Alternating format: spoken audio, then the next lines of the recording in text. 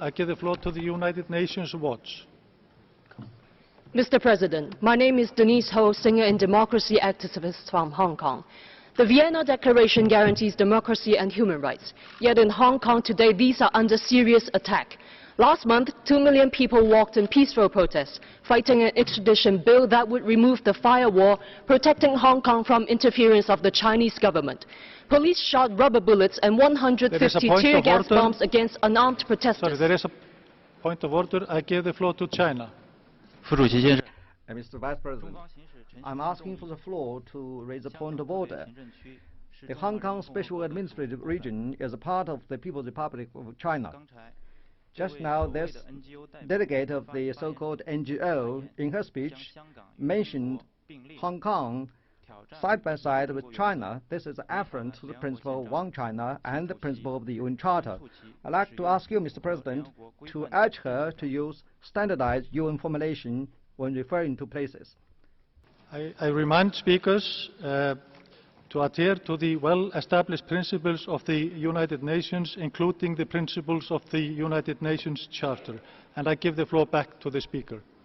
Dozens were arrested. 4 people committed suicide as an ultimate cry of despair.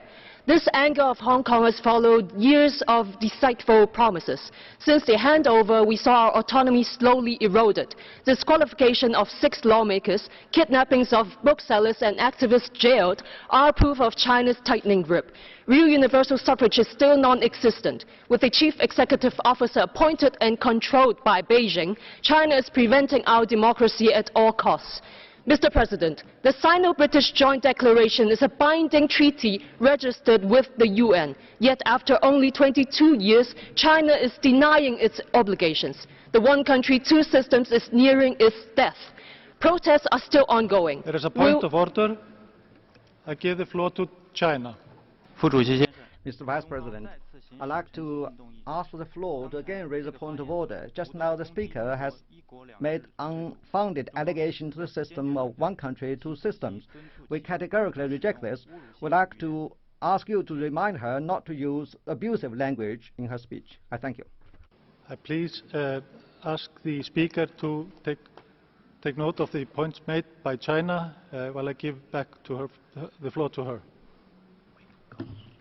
Will the United Nations convene an urgent session to protect the people of Hong Kong?